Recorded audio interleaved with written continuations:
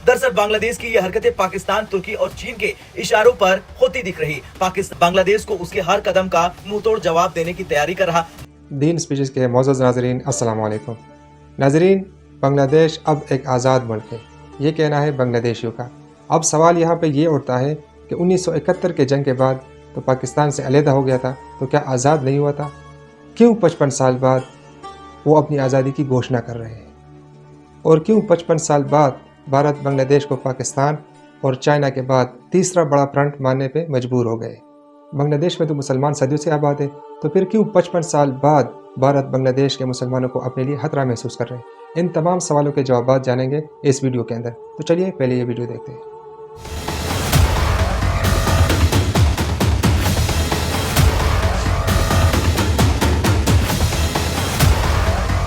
कहावत है कि लोहे को लोहा ही काटता है। बांग्लादेश ने भारत के खिलाफ जो हरकतें शुरू की थी, अब उसी की वजह से वो खुद घुटनों पर आ गया। भारतीय सेना ने अपनी ताकत का ऐसा घेरा डाला कि दुश्मन चारों तरफ से घिर चुका है। दरअसल पिछले कुछ महीनों में बांग्लादेश ने भारत के खिलाफ कई उकसाने वाली हरकतें की। सबसे पहले तुर्की से खतरनाक TB2 ड्रोन खरीदकर भारतीय सीमा के करीब तैनात कर दिया। इसके अलावा बांग्लादेशी सेना ने भारतीय असम राज्य में प्रवेश कर हिंदू मंदिर निर्माण का काम जबरन रुकवा दिया। यही नहीं, बांग्लादेश ने पाकिस्तान और तुर्की के दबाव में भारत को धमकी दी कि वो 4 दिनों में भारत के कई इलाकों पर कब्जा कर सकता है। बांग्लादेश के इन उकसावे वाले कदमों के जवाब में भारतीय सेना ने अपनी तैयारियों को तेज कर लिया है। भारत ने इजराइल से मंगाए हेरोन ड्रोन तैनात करने का फैसला किया। ये ड्रोन न केवल निगरानी में माहिर है, बल्कि दुश्मन के ड्रोन और सेना को मिट्टी में मिला सकते हैं। बांग्लादेश को ये समझना होगा कि वो भारतीय सैन्य अड्डों से चारों तरफ से घिरा हुआ है। हाशीमारा एयरफोर्स बेस जो बांग्लादेश सीमा से सिर्फ 20 किलोमीटर दूर है, बागडोगरा एयरफोर्स बेस जो 30 किलोमीटर दूर है, बिन्नागुड़ी कैंटोनमेंट जो मात्र 10 किलोमीटर दूर है। वहीं बात अगर नौसेना की करें तो नौसेना के कई बेस जैसे INS नेताजी सुभाष कोलकाता से सिर्फ 200 किलोमीटर दूर है। तो वहीं बॉर्डर सिक्योरिटी फोर्स यानी BSF के दर्जनों बेस बांग्लादेश की सीमा के पास तैनात है। इनमें से अकेले BSF की ताकत ही बांग्लादेश को संभालने के लिए काफी है। अब सवाल यह है कि बांग्लादेश के पीछे है कौन? दरअसल बांग्लादेश की ये हरकतें पाकिस्तान, तुर्की और चीन के इशारों पर होती दिख रही। पाकिस्तान ने बांग्लादेश को हथियार, गोला बारूद और आतंकवादियों की आपूर्ति करके भारत के खिलाफ भड़काने का काम किया। हाल ही में बांग्लादेश में पाकिस्तानियों की आवाजाही तेजी से बढ़ी है। पाकिस्तान ने बांग्लादेश में इतना प्रभाव जमा लिया कि वहां के बड़े शहरों में आतंकियों का आना जाना आसान हो गया। तुर्की ने बांग्लादेश को TB2 जैसे घातक ड्रोन बेचकर उसे भारत के खिलाफ साजिश करने का हथियार दिया है। वहीं चीन की मंशा भारत को उसके पड़ोसियों से उलझाकर अपने विस्तारवादी नीति को अंजाम देने की है।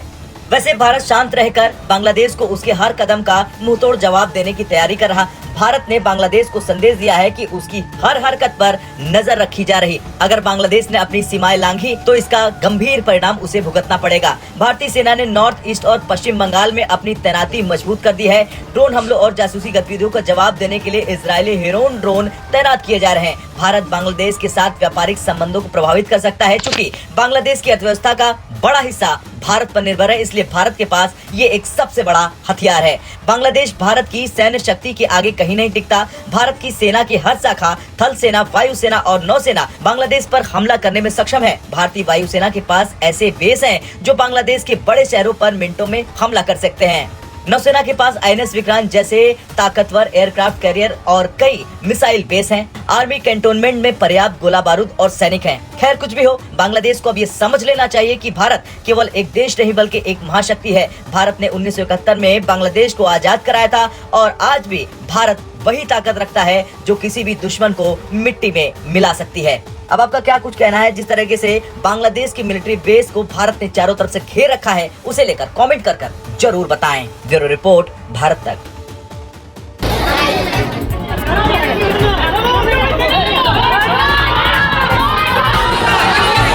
अध्यक्ष महोदय, आपने मुझे एक महत्वपूर्ण और गंभीर विषय के ऊपर बात करने का अवसर दिया, इसके लिए बहुत बहुत धन्यवाद।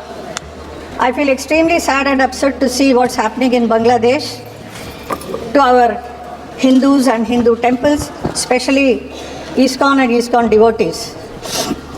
Continuous attacks on Hindu temples are going on. Safety and security of Hindu minorities are under threat. They are facing atrocities under the hands of radicals. ISKCON, International Society for Krishna consciousness is established all over the world. Nearly 1,000 centers are there today. They are known for spreading Vedic culture all over the world and spreading Krishna consciousness and peace. And they are doing a great, wonderful work for humanity. I am a Krishna Bhakt myself and a devotee of ISKCON. Krishna हमारे हृदय में हैं और मैं उनकी पावन नगरी मथुरा की प्रतिनिधि हूँ और इस सदन में हूँ। हमारे पड़ोसी बांग्लादेश में जो हिंदुओं के साथ अत्याचार और मंदिरों पर हमले किए जा रहे हैं और कृष्ण भगवान की पूजा को रोका जा रहा है, आपने कह दिया वो बात उसे मैं पीड़ित हूँ और मेरे साथ देश के करोड़ों कृष्ण भक्त पीड़ित हैं। भगवान चैतन्य महाप्रभु का मूल स्थान है बांग्लादेश। उनके बिताए हुए बहुत सारे स्थान कृष्ण अभी मंदिर बन चुके हैं सदियों पहले से, इसीलिए वहाँ पर आप बांग्लादेश में बहुत सारे मंदिर देख सकते हैं।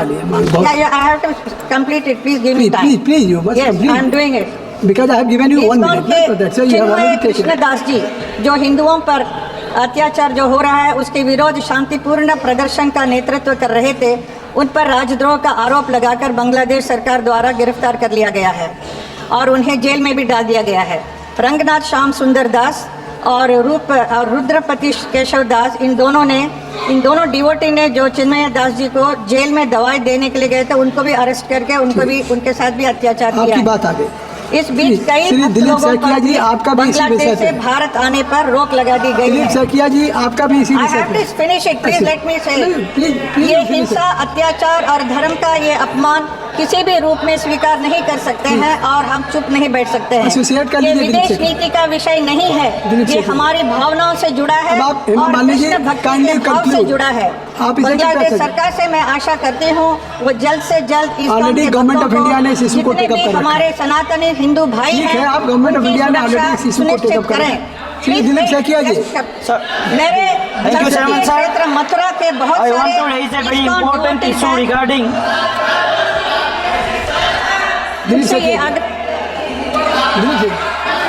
जी नाजरीन, तो वीडियो आप लोगों ने देख ली। उम्मीद करता हूँ कि आप लोगों को पसंद आई होगी। इस तरह के मज़ीद वीडियोस देखने के लिए हमारे चैनल को सब्सक्राइब करें।